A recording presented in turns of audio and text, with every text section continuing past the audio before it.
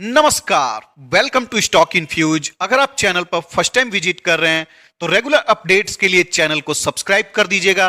Video पसंद आता है तो वीडियो को एक लाइक ठोक दीजिएगा। दोस्तों, इस वीडियो में हम लोग कुछ ऐसे स्टॉक्स के ऊपर डिस्कस करेंगे जिन स्टॉक्स में लगातार गिरावट हो रही है। इन स्टॉक्स में आपको बहुत सारे इन्वेस्टर फंसे हुए हैं, तो उन स्टॉक्स में हमारी क्या स्ट्रेटेजी हो सकती है, किस स्टॉक को हमें होल्ड करना चाहिए, किस स्टॉक में हमें एग्जिट कर जाना चाहिए, उसको हम लोग डिस्कस करेंगे। तो सबसे पहले मार्केट को देखें तो मार्केट की ओपनिंग गैप अप में होती है, फिर मार्केट कंसोलिडेट करता है और एंड में जाकर मार्केट 0.13% की छोटी मोटी तेजी के साथ बंद होता है। अब दोस्तों, बहुत सारे लोगों का सवाल होता है कि निफ्टी 50 तो ऊपर जा रहा है लेकिन हमारा पोर्टफोलियो नहीं चल रहा है, हमारा पोर्टफोलियो अभी भी लाल दिखाई देता है, पोर्टफोलियो में अभी भी लॉस दिखाई देता है, ऐसा क्यों है? तो दोस्तों, इसका सवाल है, अभी आपको ज्यादातर पीएसयू कंपनी, पीएसयू बैंक और मेटल सेक्टर की कंपनी अच्छा परफॉर्म करती हुई नजर आ रही है। लेकिन दोस्तों, आपको मेटल सेक्टर में या फिर पीएसयू बैंक में या फिर पीएसयू कंपनी में लॉन्ग टर्म के लिए इन्वेस्टमेंट करने से बचना चाहिए। दोस्तों, कभी कभी कोई ऐसा पीरियड आता है जब कोई खास सेक्टर अच्छा परफॉर्म करता है और बाकी का सेक्टर अच्छा परफॉर्म नहीं करता है, लेकिन इसका मतलब नहीं है दोस्तों कि आने वाले समय में पीएसयू बैंक अच्छा करने लगेगी और बाकी सारी कंपनी आपको अच्छा परफॉर्म नहीं करेगी जो आपके पोर्टफोलियो में है। अब दोस्तों, एक बात याद रखिएगा, इन्वेस्टिंग का प्रोसेस एक बहुत ही बोरिंग प्रोसेस होता है, इसमें कोई मजा नहीं है। आप डेली डेली वही स्टॉक को देख रहे हैं, उसी स्टॉक को होल्ड कर रहे हैं, ना स्टॉक में अपर सर्किट लग रहा है ना लोअर सर्किट लग रहा है, कुछ एक्साइटमेंट नहीं है। तो ऐसा लगता है कि वो स्टॉक तो भाग रहा है, वो सेक्टर तो भाग रहा है, लेकिन मेरे पास जो स्टॉक है वो नहीं भाग रहा है। ऐसा होता है दोस्तों। लेकिन अपने इन्वेस्टमेंट पर भरोसा रखिए।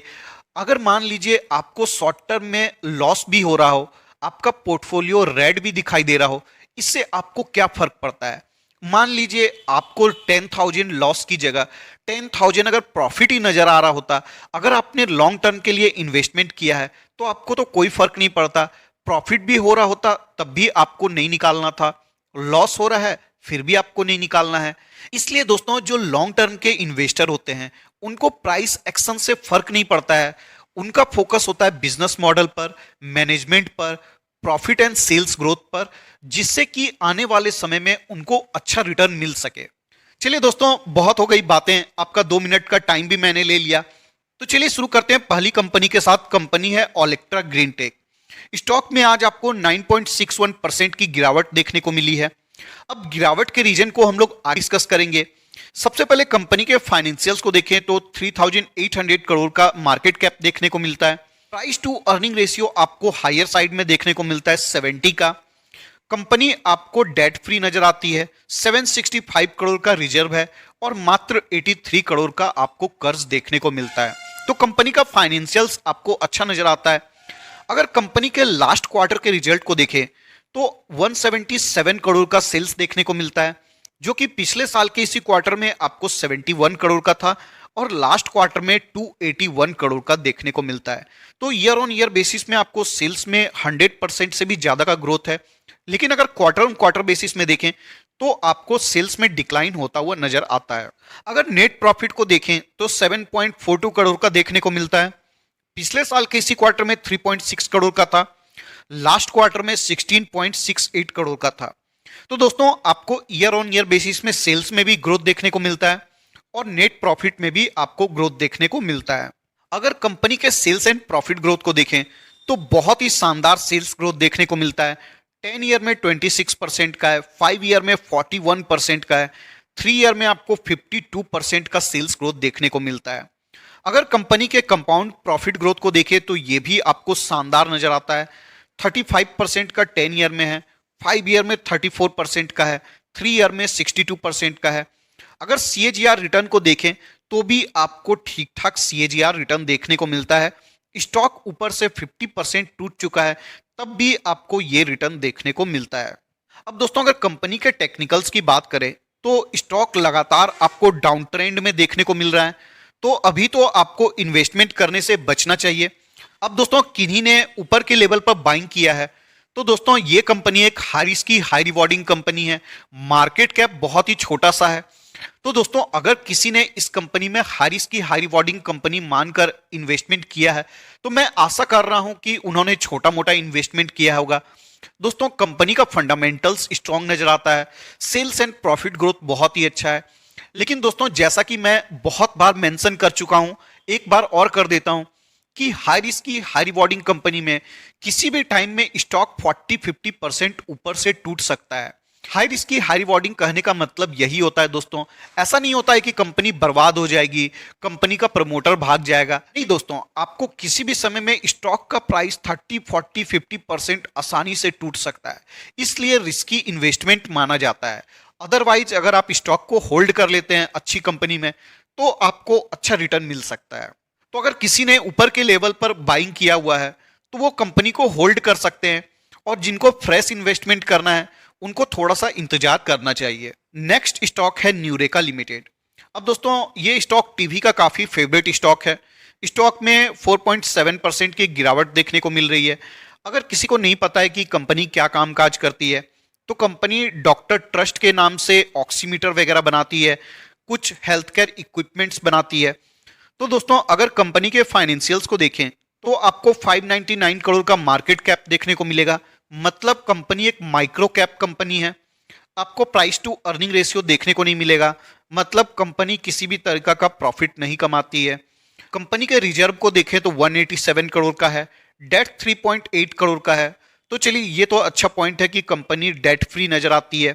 अगर आरओसी को देखें तो आपको अच्छा देखने को मिलता है 32.7 का। अब जैसा कि मैंने बोला कि ये स्टॉक टीवी का काफी फेवरेट स्टॉक है, टीवी पर काफी डिस्कस किया जाता है। तो 13 सितंबर को भसीन जी ने टारगेट दिया था कि ये स्टॉक में अपसाइड 40% हो सकती है।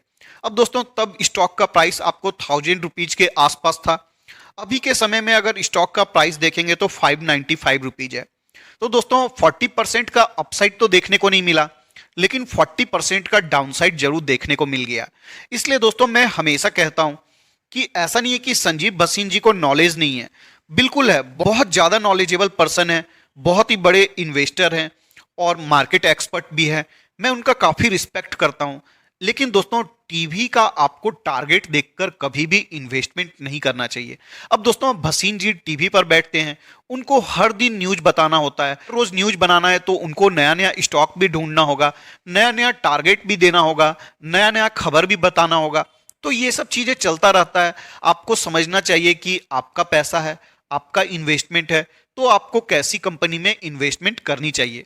अब दोस्तों टीवी पर जो स्टॉक डिस्कस किया जाता है वो स्टॉप लॉस के साथ डिस्कस किया जाता है, क्योंकि वो ट्रेडिंग के लिए बताते हैं, इन्वेस्टमेंट के लिए नहीं बताते हैं। लेकिन दोस्तों ट्रेडिंग वाले स्टॉक में कुछ लोग इन्वेस्टमेंट करने लगते हैं और इन्वेस्टमेंट वाले स्टॉक में ट्रेडिंग करने लगते हैं। अगर आप ऐसा करेंगे तो फिर आपके लिए थोड़ी दिक्कत हो सकती है मार्केट में। अभी दोस्तों स्टॉक पूरी तरीका से डाउन ट्रेंड में है, तो इस स्टॉक में कुछ भी नहीं करना चाहिए। अगर किसी ने ऊपर के लेवल पर बाइंग किया हुआ है तो उनको सिंपली होल्ड करना चाहिए, और जब बाउंस बैक मिले तो उनको एग्जिट करने का मौका देखना चाहिए। नेक्स्ट स्टॉक है पेटीएम। अब दोस्तों इस स्टॉक का जब आईपीओ आया था तो बहुत ही ज्यादा हाइप क्रिएट हुआ था। अब दोस्तों वीडियो में मैं सारी बातें खुलकर नहीं बता सकता कि मार्केट कैसे काम करता है, क्योंकि दोस्तों जो भी इन्वेस्टर होते हैं उनको अपना माल पब्लिक को चिपका कर निकलना होता है। तो दोस्तों बहुत सारा न्यूज क्रिएट किया जाता है, हाइप क्रिएट किया जाता है, एडवर्टीजमेंट होता है, मार्केट एक्सपर्ट आपको बताते हैं कि इस कंपनी में इन्वेस्टमेंट क्यों करना चाहिए, इत्यादि इत्यादि। अब जो प्रमोटर होते हैं कंपनी के या फिर बहुत बड़े इन्वेस्टर होते हैं कंपनी के, वो लोग क्या करते हैं, जो भी मीडिया हाउस होता है या फिर बहुत सारा इन्फ्लुएंसर लोग होते हैं, उनका पॉकेट गर्म करते हैं। तो क्या होता है, न्यूज भी क्रिएशन होता है।